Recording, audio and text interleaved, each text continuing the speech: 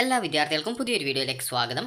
ഈ വർഷത്തെ Kerala engineering architecture, അതുപോലെ ഫാർമസി, അതുപോലെ മെഡിക്കൽ ആൻഡ് മെഡിക്കൽ അനുബന്ധ കോഴ്സുകളിലേക്കുള്ള പ്രവേശനത്തിനായിട്ടുള്ള കീം 2024 എക്സാമിനേഷനുള്ള രജിസ്ട്രേഷൻ ആരംഭിച്ചു. അപ്പോൾ ഏപ്രിൽ 17 തീയതി വരെയാണ് വിദ്യാർത്ഥികൾക്ക് രജിസ്ട്രേഷൻ ചെയ്യാൻ സാധിക്കുക. ഏപ്രിൽ 24 തീയതി വരെ റിസർവേഷൻ ഡോക്യുമെൻറ്റുകൾ അപ്ലോഡ് ചെയ്ത് നൽകുന്നതിനായിട്ടുള്ള സൗകര്യം നൽകിയിട്ടുണ്ട്. അപ്പോൾ അതുകൊണ്ട് തന്നെ വിദ്യാർത്ഥികൾ ഏപ്രിൽ 17 തീയതിക്കുള്ളിൽ ഈ ഒരു അപേക്ഷ നൽകാനായിട്ട് ശ്രദ്ധിക്കുക. അതുപോലെ വിദ്യാർത്ഥികൾ ശ്രദ്ധിക്കേണ്ട പ്രധാനപ്പെട്ട കാര്യം, ഒരു അപേക്ഷയാണ് ഈ ഒരു 15ഓളം കോഴ്സുകളിലേക്കുള്ള പ്രവേശനത്തിനായിട്ട് നിങ്ങൾ നൽകേണ്ടത്. അല്ലാതെ ഒന്നിൽ കൂടുതൽ അപേക്ഷകൾ നൽകാൻ പാടില്ല. അപേക്ഷ നൽകുന്ന സമയത്ത് തന്നെ എഞ്ചിനീയറിംഗ്, അതുപോലെ തന്നെ ആർക്കിടെക്ചർ, അതുപോലെ തന്നെ മെഡിക്കൽ, അതുപോലെ മെഡിക്കൽ അലൈഡ്, അതുപോലെ വിദ്യാർത്ഥികൾക്കുള്ള അതായത് ഫാർമസി, അതായത് ബിഫാം കോഴ്സ് എന്നിവയ്ക്കുള്ള ഓപ്ഷനുകൾ നിങ്ങൾ സെലക്ട് ചെയ്യേണ്ടതാണ്. അപ്പോൾ നിങ്ങൾക്ക് അപേക്ഷ നൽകുന്ന സമയത്ത് തന്നെ ആ ഒരു ഓപ്ഷനുകൾ നിങ്ങൾക്ക് കാണാൻ സാധിക്കും. അപ്പോൾ നിങ്ങൾക്ക് ഇതുപോലെയായിരിക്കും നിങ്ങൾ ആ ഒരു അപേക്ഷ നൽകുന്ന സമയത്ത് ആ ഒരു കോഴ്സ് ഡീറ്റെയിൽസ് എന്നുള്ള ഭാഗത്തുള്ള ഓപ്ഷൻസ് ഉണ്ടാവുക. അതായത് എഞ്ചിനീയറിംഗ് കോഴ്സസ്, അതുപോലെ ആർക്കിടെക്ചർ കോഴ്സസ്, അതുപോലെ മെഡിക്കൽ ആൻഡ് അലൈഡ് കോഴ്സസ്, അതുപോലെ ഫാർമസി കോഴ്സസ്, ഇതുപോലെ ചെക്ക് ബോക്സ് ആയിട്ടാണ് ഉണ്ടാവുക. അപ്പോൾ നിങ്ങൾ ഏതൊക്കെ കോഴ്സുകളിലേക്കാണ് അഡ്മിഷൻ നേടാൻ ആഗ്രഹിക്കുന്നത് ആ ഒരു കോഴ്സുകളാണ് നിങ്ങൾ സെലക്ട് ചെയ്യേണ്ടത്. എഞ്ചിനീയറിംഗ് കോഴ്സിലേക്ക് പ്രവേശനം നേടുന്നതിനായിട്ട് വിദ്യാർത്ഥികൾ എഴുതേണ്ട എക്സാമാണ് ഈ ഒരു കീം എക്സാമിനേഷൻ. അപ്പോൾ ജൂൺ 1 മുതൽ 9 തീയതി വരെയാണ് ഈ ഒരു എക്സാമിനേഷൻ നടത്തുന്നത്. അപ്പോൾ ഈ ഒരു ഡേറ്റിൽ നിങ്ങൾക്ക് പേപ്പർ 1 ആയിട്ടുള്ള ഫിസിക്സ് ആൻഡ് കെമിസ്ട്രിയും, അതുപോലെ പേപ്പർ 2 ആയിട്ടുള്ള മാത്തമാറ്റിക്സും വിദ്യാർത്ഥികൾ എഞ്ചിനീയറിംഗ് പ്രവേശനത്തിനായിട്ട് എഴുതുകയും, അതുപോലെ തന്നെ നിങ്ങളുടെ റിസൾട്ട് കീമിൻ്റെ റിസൾട്ട് വന്ന ശേഷം നിങ്ങളുടെ +2 മാർക്ക് അപ്ലോഡ് ചെയ്ത് നൽകുകയും ചെയ്യേണ്ടതുണ്ട്. അതുപോലെ തന്നെ ആർക്കിടെക്ചർ കോഴ്സിലേക്കുള്ള പ്രവേശനത്തിനായിട്ട് കീമിൽ പരീക്ഷ നടത്തുന്നില്ല. എന്നാൽ രജിസ്ട്രേഷൻ നൽകുമ്പോൾ ഈ ഒരു ഓപ്ഷൻ നിങ്ങൾ നൽകേണ്ടതുണ്ട്.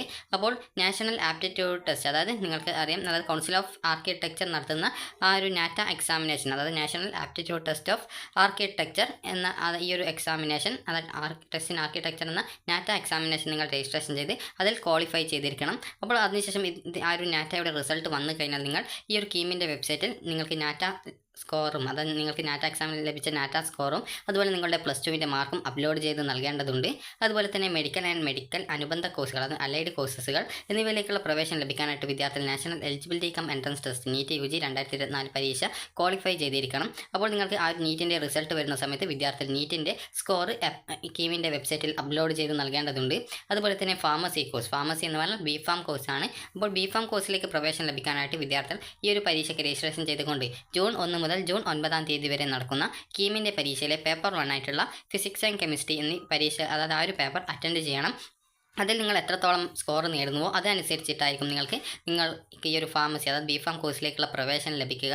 കാരണം നിങ്ങൾക്ക് ബിഫാം കോഴ്സിലേക്കുള്ള പ്രവേശനത്തിന് കീമിൻ്റെ പേപ്പർ 1 ലഭിച്ചിട്ടുള്ള മാർക്ക് മാത്രമേ പരിഗണിക്കുന്നുള്ളൂ. നിങ്ങളുടെ +2 മാർക്ക് അപ്ലോഡ് ചെയ്ത് അതിനായിട്ട് നൽകേണ്ടതില്ല. അപ്പോൾ ഈ ഒരു കോഴ്സുകൾ തിരഞ്ഞെടുക്കാൻ താല്പര്യമുള്ള വിദ്യാർത്ഥികൾ ഈ ഒരു കോഴ്സുകളൊക്കെ ഈ ഒരു അപേക്ഷ നൽകുന്ന സമയത്ത് തന്നെ ഉൾപ്പെടുത്താനായിട്ട് ശ്രദ്ധിക്കണം. പിന്നീട് അവസരം ഉണ്ടായിരിക്കുന്നതല്ല. എല്ലാ കോഴ്സിനും കൂടി ഒരു അപേക്ഷ മാത്രമേ നൽകേണ്ടതുള്ളൂ. ഒന്നിൽ കൂടുതൽ അപേക്ഷകൾ സമർപ്പിച്ചാൽ നിങ്ങളുടെ അപേക്ഷകൾ മുഴുവൻ റദ്ദാക്കുന്നതായിരിക്കും. അതുകൊണ്ട് തന്നെ നിങ്ങൾ ഈ ഒരു engineering, architecture, medical and allied courses, അതുപോലെ ഫാർമസി കോഴ്സസ് എന്നിങ്ങനെ 4 വിഭാഗങ്ങളിലുള്ള കോഴ്സുകളിലേക്കും പ്രവേശനം നേടാൻ ആഗ്രഹിക്കുന്നുണ്ടെങ്കിൽ അപേക്ഷ നൽകുന്ന സമയത്ത് തന്നെ ഈ ഒരു കോഴ്സുകൾ സെലക്ട് ചെയ്യാനായിട്ട് ശ്രദ്ധിക്കുക. പിന്നീട് സെലക്ട് ചെയ്യാനായിട്ടുള്ള അവസരം ഉണ്ടായിരിക്കുന്നതല്ല. അതുകൊണ്ട് തന്നെ വിദ്യാർത്ഥികൾ ശ്രദ്ധിക്കുക. അപ്പോൾ ഇത്രയും കോഴ്സുകളാണ് നിലവിൽ ഉള്ളത്, അതായത് 15ഓളം കോഴ്സുകളാണ്. അപ്പോൾ നിങ്ങൾക്ക് ഈ ഒരു കീം എക്സാമിനേഷൻ വഴി അഡ്മിഷൻ, അതായത് നേരിട്ട് പരീക്ഷ വഴി അഡ്മിഷൻ ലഭിക്കുന്നത് ഒന്നാമത്തെ ബിഫാം ആണ്.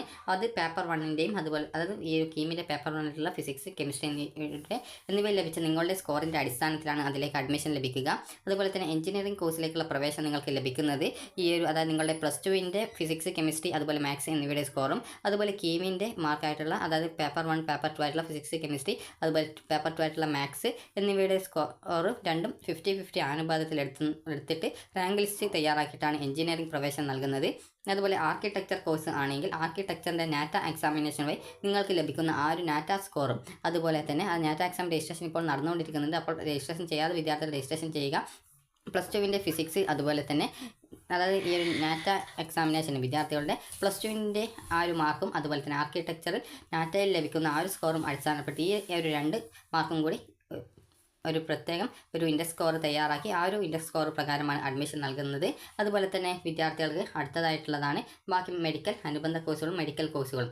മെഡിക്കൽ കോഴ്സുകൾ കൊണ്ട് ഉദ്ദേശിക്കുന്നത് ഈ ഒരു കോഴ്സുകളാണ്, അതായത് MBBS, BDS, Ayurveda, homeo, Siddha, Unani എന്നിവയാണ് ആ ഒരു മെഡിക്കൽ വിഭാഗത്തിൽപ്പെടുന്ന കോഴ്സുകൾ. അപ്പോൾ ഇത്രയും കോഴ്സുകളിലേക്ക് വിദ്യാർത്ഥികൾക്ക് അതുപോലെ തന്നെ മെഡിക്കൽ അനുബന്ധ കോഴ്സുകളാണ് ഈ ഒരു ബാക്കി പറഞ്ഞിട്ടുള്ള ഈ ഒരു കോഴ്സുകൾ മെഡിക്കൽ അനുബന്ധ കോഴ്സുകൾ. അതുപോലെ ബിടെക് ബയോടെക്നോളജിയും ആ ഒരു മെഡിക്കൽ അനുബന്ധ കോഴ്സിലാണ് വരുന്നത്. അപ്പോൾ ഇത്രയും കോഴ്സുകളിലേക്ക് പ്രവേശനം നൽകുന്നത് നിങ്ങളുടെ നീറ്റിന് ലഭിക്കുന്ന മാർക്ക്, അത് നീറ്റ് ക്വാളിഫൈ ചെയ്ത് നീറ്റിൽ എത്രത്തോളം സ്കോർ നിങ്ങൾക്കുണ്ടോ അതനുസരിച്ച് കൊണ്ടാണ് നിങ്ങൾക്ക് ആ ഒരു കോഴ്സിലേക്ക്, അത് നീറ്റിൻ്റെ സ്കോർ നിങ്ങൾ അപ്ലോഡ് ചെയ്ത ശേഷം ആ നീറ്റ് സ്കോറിൻ്റെ അടിസ്ഥാനത്തിലായിരിക്കും നിങ്ങൾക്ക് ഈ ഒരു കേരളത്തിലെ കോളേജുകളിൽ ഈ ഒരു കോഴ്സുകൾക്ക് പ്രവേശനം ലഭിക്കുക. അതുകൊണ്ട് തന്നെ വിദ്യാർത്ഥികൾ ഈ ഒരു അപേക്ഷ നൽകുന്നതിന് മുമ്പായിട്ട് നിങ്ങൾ ആവശ്യമായിട്ടുള്ള ഡോക്യുമെൻറ്റുകൾ തയ്യാറാക്കി വെക്കണം. ആദ്യം തന്നെ വേണ്ടത് മൊബൈൽ നമ്പർ അല്ലെങ്കിൽ ഇമെയിൽ ഐ ഡി. അത് നിങ്ങളുടെയോ അല്ലെങ്കിൽ നിങ്ങളുടെ രക്ഷിതാവിൻ്റെയോ നിങ്ങൾക്ക് ഉപയോഗിക്കാം. അപ്പോൾ നിങ്ങൾ പ്രധാനമായിട്ടും ശ്രദ്ധിക്കേണ്ടത് മൊബൈൽ നമ്പറും ഇമെയിൽ ഐ ഡിയും വാലിഡ് ആയിരിക്കണം. കാരണം കഴിഞ്ഞ വർഷം പല വിദ്യാർത്ഥികളും അപേക്ഷ നൽകുമ്പോൾ നൽകിയിട്ടുണ്ടായിരുന്ന മൊബൈൽ നമ്പർ പിന്നീട് കട്ടായി പോയി എന്ന് പറഞ്ഞിട്ടുണ്ടായിരുന്നു. അപ്പോൾ അങ്ങനെ വരുന്ന സാഹചര്യത്തിൽ പിന്നീട് അപേക്ഷകൾ നൽകാൻ സാധിക്കില്ല. അതുകൊണ്ട് തന്നെ നിങ്ങൾ കട്ടാവാതെ, അതായത് റീചാർജ് ചെയ്യാൻ സാധിക്കുന്ന തരത്തിലുള്ള നിങ്ങളുടെയോ അല്ലെങ്കിൽ നിങ്ങളുടെ രക്ഷിതാക്കളുടെയോ മൊബൈൽ നമ്പർ നൽകുക. ഈ ഒരു അലോട്ട്മെൻറ്റ് പ്രോസസ്സ് കംപ്ലീറ്റ് ചെയ്യുന്നതുവരെ ആ ഒരു മൊബൈൽ നമ്പറും ഇമെയിൽ ഐ ഡിയും ആവശ്യമാണ്. കാരണം ഓരോ അലോട്ട്മെൻറ്റ് ഘട്ടത്തിലും ഓപ്ഷൻ നൽകുന്ന സമയത്ത് ആ ഒരു ഇമെയിൽ ഐ ഡി അതുപോലെ മൊബൈൽ നമ്പർ എന്നിവ ആവശ്യമാണ്. അതുപോലെ തന്നെ നിങ്ങളുടെ ഫോട്ടോയും സിഗ്നേച്ചറുമാണ്. അത് JPG ഫോമാറ്റിലുള്ളതായിരിക്കണം. ആ ഒരു ഫോട്ടോയും അതുപോലെ സിഗ്നേച്ചറും. അതുപോലെ തന്നെ PDF ഫോമാറ്റിലാണ് നിങ്ങളുടെ സർട്ടിഫിക്കറ്റുകൾ വേണ്ടത്. സർട്ടിഫിക്കറ്റ് എന്ന് പറയുന്നത് നിങ്ങളുടെ 10ാം ക്ലാസ്സിൻ്റെ SSLC സർട്ടിഫിക്കറ്റ് അല്ലെങ്കിൽ ഇക്വലൻ്റ് സർട്ടിഫിക്കറ്റ് ആണ്. അതുപോലെ തന്നെ നാറ്റിവിറ്റി തെളിയിക്കുന്നതും അതുപോലെ ഡേറ്റ് ഓഫ് ബർത്ത് തെളിയിക്കുന്നതിന് ആവശ്യമായിട്ടുള്ള ഡോക്യുമെൻ്റ് ആണ്. അപ്പോൾ നാറ്റിവിറ്റി തെളിയിക്കുന്നതിന് ആവശ്യമായിട്ടുള്ള ഡോക്യുമെൻ്റ് ഉദ്ദേശിക്കുന്നത് നിങ്ങൾക്ക് നിങ്ങളുടെ ബർത്ത് സർട്ടിഫിക്കറ്റ് അല്ലെങ്കിൽ SSLC സർട്ടിഫിക്കറ്റ് അല്ലെങ്കിൽ പാസ്പോർട്ടിൽ നിങ്ങളുടെ പ്ലേസ് ഓഫ് ബർത്ത് രേഖപ്പെടുത്തിയിട്ടുണ്ട്. അതായത് ഇത്രയും സർട്ടിഫിക്കറ്റുകൾ ഏതെങ്കിലും ഒന്നിൽ നിങ്ങളുടെ പ്ലേസ് ഓഫ് ബർത്ത്, അതായത് എവിടെയാണ് ജനിച്ചത് എന്നുള്ളത് രേഖപ്പെടുത്തിയിട്ടുണ്ടെങ്കിൽ ആ ഒരു സർട്ടിഫിക്കറ്റ് നാറ്റിവിറ്റി ആയിട്ട് ഉപയോഗിക്കാം. അല്ലെങ്കിൽ നാറ്റിവിറ്റി സർട്ടിഫിക്കറ്റ് അക്ഷയ വഴിയോ അല്ലെങ്കിൽ വില്ലേജ് ഓഫീസ് വഴിയോ നിങ്ങൾക്ക് ലഭിക്കുന്നതായിരിക്കും.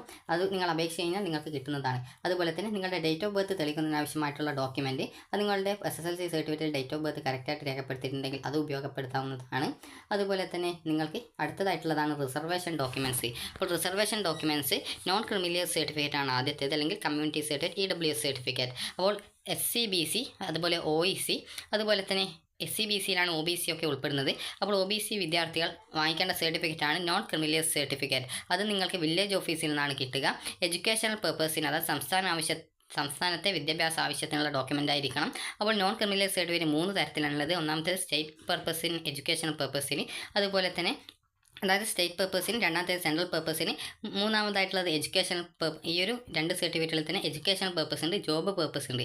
അപ്പോൾ നിങ്ങൾ നീറ്റിന് അപ്ലൈ ചെയ്തപ്പോൾ നിങ്ങൾ വാങ്ങിച്ചിട്ടുണ്ടായിരുന്ന നോൺ ക്രിമിനൽ സർട്ടിഫിക്കറ്റ് അപ്ലോഡ് ചെയ്യരുത്. കാരണം അത് സെൻട്രൽ പർപ്പസിനുള്ളതായിരിക്കും.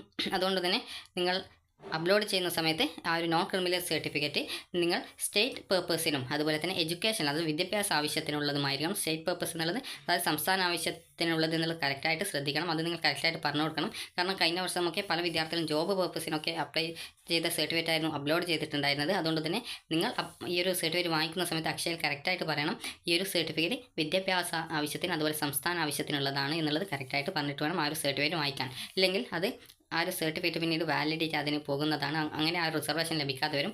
അതുപോലെ തന്നെ OEC വിദ്യാർത്ഥികൾക്കും നോൺ ക്രിമിനൽ സർട്ടിഫിക്കറ്റ് ആണ് ഉപയോഗിക്കേണ്ടത്.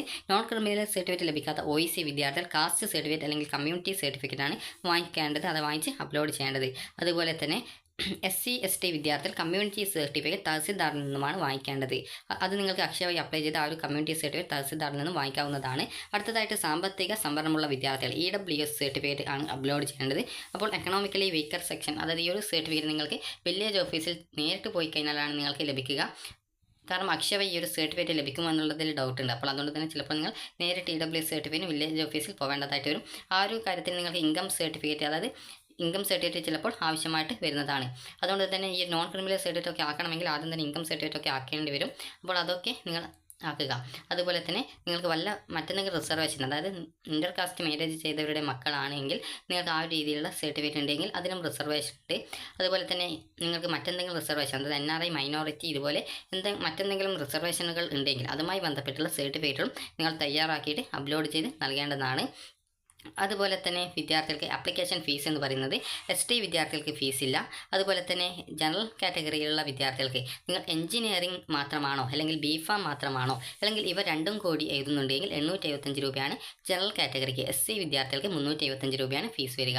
അതുപോലെ ആർക്കിടെക്ചറോ അല്ലെങ്കിൽ മെഡിക്കൽ അനുബന്ധ കോഴ്സോ അല്ലെങ്കിൽ ഇവ രണ്ടുമോ എഴുതുന്നുണ്ടെങ്കിൽ ജനറൽ കാറ്റഗറിക്ക് 625 രൂപയും അതുപോലെ SC വിദ്യാർത്ഥികൾക്ക് 250 രൂപയുമാണ് വരിക. അതുപോലെ തന്നെ നിങ്ങൾ എഞ്ചിനീയറിംഗോ അല്ലെങ്കിൽ BPharmോ അല്ലെങ്കിൽ ഇവ രണ്ടുമോ അല്ലെങ്കിൽ ആർക്കിടെക്ചറോ മെഡിക്കൽ അനുബന്ധ കോഴ്സുകളോ, അതായത് മെഡിക്കൽ അലൈഡ് കോഴ്സസുകളോ, അല്ലെങ്കിൽ ഇവ രണ്ടുമോ, അല്ലെങ്കിൽ ഈ ഒരു 4 കോഴ്സുകളും, അതായത് എഞ്ചിനീയറിംഗ്, ബിഫാം, ആർക്കിടെക്ചർ, മെഡിക്കൽ, അതുപോലെ മെഡിക്കൽ അലൈഡ് കോഴ്സസ് എന്നിങ്ങനെ 4 കോഴ്സുകളിലേക്കും അഡ്മിഷൻ ആഗ്രഹിക്കുന്നുണ്ടെങ്കിൽ 1125 രൂപയാണ് ജനറൽ കാറ്റഗറിക്ക് ഫീസ് വരിക. SC വിദ്യാർത്ഥികൾക്ക് 500 രൂപയുമാണ് ഫീസ് വരിക. ഇനി നിങ്ങൾ ഈ ഒരു ദുബായ് എക്സാം സെൻ്ററായിട്ട് ഓപ്ഷൻ സെലക്ട് ചെയ്യുന്നുണ്ടെങ്കിൽ, അത് ദുബായ് സെൻ്ററായിട്ടാണ് സെലക്ട് ചെയ്യുന്നതെങ്കിൽ അപ്ലിക്കേഷൻ ഫീസിനോടൊപ്പം 15,000 രൂപ നൽകേണ്ടതുണ്ട്. അതുപോലെ SC വിദ്യാർത്ഥികളാണെങ്കിലും ഇതേ രീതിയിൽ തന്നെ നൽകേണ്ടതുണ്ട്. ഗൾഫാണ് നിങ്ങൾ തിരഞ്ഞെടുക്കുന്നതെങ്കിൽ. അതുപോലെ ST വിഭാഗത്തിൽപ്പെട്ടുള്ള വിദ്യാർത്ഥികൾ ആണെങ്കിൽ ആ ഒരു വിദ്യാർത്ഥികളും 15,000 രൂപ ഫീസിനത്തിൽ ഒരു ദുബായ് സെൻ്ററായിട്ട് എടുക്കുകയാണെങ്കിൽ നൽകേണ്ടതുണ്ട്. അപ്പോൾ നിങ്ങൾ ആദ്യം തന്നെ ആവശ്യമായിട്ടുള്ള ഡോക്യുമെൻറ്റുകളൊക്കെ തയ്യാറാക്കി വെച്ച ശേഷമാണ് നിങ്ങൾ ഈ ഒരു അപേക്ഷ നൽകേണ്ടത്. കാരണം നിങ്ങൾക്ക് ഏതൊക്കെ റിസർവേഷൻ ലഭിക്കും എന്നുള്ള കാര്യം നിങ്ങൾ ആദ്യം തന്നെ മനസ്സിലാക്കി വെക്കേണ്ടതാണ്. അപ്പോൾ നേരത്തെ പറഞ്ഞതുപോലെ തന്നെ ഈ ഒരു ഡോക്യുമെൻറ്റുകളും കാര്യങ്ങളുമൊക്കെ നിങ്ങൾ കറക്റ്റായിട്ട് തയ്യാറാക്കി വെക്കുക. സ്റ്റേറ്റ് പേർപ്പസിനുള്ളതും അതുപോലെ തന്നെ എഡ്യൂക്കേഷണൽ പേർപ്പസിനുള്ള ഡോക്യുമെൻറ്റുകളാണ് നിങ്ങൾ അപ്ലോഡ് ചെയ്യുന്നത് എന്നുള്ള കാര്യം നിങ്ങൾ ഉറപ്പുവരുത്തേണ്ടതാണ്. അതുപോലെ തന്നെ നിങ്ങൾ നൽകുന്ന നെയിം, അതായത് നിങ്ങളുടെ പേര്, date of birth, email ID, mobile number എന്നിവ യാതൊരുവിധ കാരണവശാലും പിന്നീട് എഡിറ്റ് ചെയ്യാനായിട്ട് സാധിക്കുന്നതല്ല. അതുകൊണ്ട് തന്നെ നിങ്ങൾ നൽകുമ്പോൾ കറക്റ്റായിട്ട് നൽകുക. കാരണം പല വിദ്യാർത്ഥികളും കഴിഞ്ഞ വർഷം നെയിമൊക്കെ ഇനീഷ്യൽ ഒക്കെ തെറ്റിപ്പോയി എന്നൊക്കെ പറഞ്ഞിട്ട്, അപ്പോൾ ആ ഒരു രീതി നിങ്ങൾ തെറ്റ് വരുത്തരുത്. അതുപോലെ ഒരു തവണ മാത്രമേ ആപ്ലിക്കേഷൻ നൽകാൻ പറ്റുള്ളൂ. ആ ഒരു സമയത്ത് തന്നെ എല്ലാ കോഴ്സുകളും നിങ്ങൾക്ക് ആവശ്യമെങ്കിൽ സെലക്ട് ചെയ്ത് നൽകണം. അതുപോലെ തന്നെ അങ്ങനെ നൽകിയിട്ടില്ലെങ്കിൽ പിന്നീട് നിങ്ങൾക്ക് വീണ്ടും പുതിയ കോഴ്സ് ആഡ് ചെയ്ത് കൊടുക്കാനുള്ള സൗകര്യം ഉണ്ടായിരിക്കുന്നതല്ല.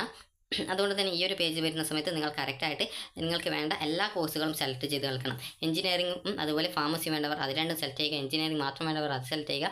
ഇത് 4 വേണ്ടവർ 4 സെലക്ട് ചെയ്യുക. അപ്പോൾ 4 സെലക്ട് ചെയ്യാൻ സാധിക്കുന്ന വിദ്യാർത്ഥികൾ എന്ന് പറയുന്നത് ബയോളജി സയൻസ് പഠിക്കുന്ന, അതായത് ബയോളജി പഠിച്ചിട്ടുള്ള വിദ്യാർത്ഥികൾക്ക് മാത്രമാണ് 4 സെലക്ട് ചെയ്യാൻ സാധിക്കുക. കാരണം കമ്പ്യൂട്ടർ സയൻസ് പോലുള്ള വിദ്യാർത്ഥികൾ നീറ്റൊന്നും എഴുതാൻ സാധിക്കില്ല. അപ്പോൾ അങ്ങനെയുള്ളവർ എഞ്ചിനീയറിംഗ്, ഫാർമസി മാത്രമേ സെലക്ട് ചെയ്യാൻ സാധ്യതയുള്ളൂ. അതുപോലെ ആർക്കിടെക്ചറിന് സെലക്ട് ചെയ്യാൻ സാധ്യതയുള്ളൂ. അതുകൊണ്ട് തന്നെ നിങ്ങൾ നന്നായിട്ട് ആ ഒരു ഓപ്ഷൻ നൽകുന്ന സമയത്ത് ശ്രദ്ധിക്കുക. കാരണം ഏതെങ്കിലും ഓപ്ഷൻ മിസ്സായി പോയിട്ടുണ്ടെങ്കിൽ പിന്നീട് അത് ആഡ് ചെയ്യാനായിട്ട് സാധിക്കുന്നതല്ല. അതുപോലെ തന്നെ നിങ്ങൾ എക്സാം സെൻറ്റർ സെലക്ട് ചെയ്യേണ്ടതിന്. അപ്പോൾ ഇതാണ് എക്സാം സെൻറ്റേഴ്സ് ആയിട്ടുള്ളത്. അപ്പോൾ ഇതിൽ ഏതെങ്കിലും ഒരു എക്സാം സെൻറ്ററാണ് ഈ ഒരു എഞ്ചിനീയറിംഗ്, ഫാർമസി പ്രവേശന പരീക്ഷയ്ക്കുള്ള സെലക്ട് ചെയ്യേണ്ടത്. ഈ ഒരു ജില്ലകളിലാണ് നിങ്ങൾക്ക് എക്സാം സെൻറ്റേഴ്സ് ഉണ്ടാവുക.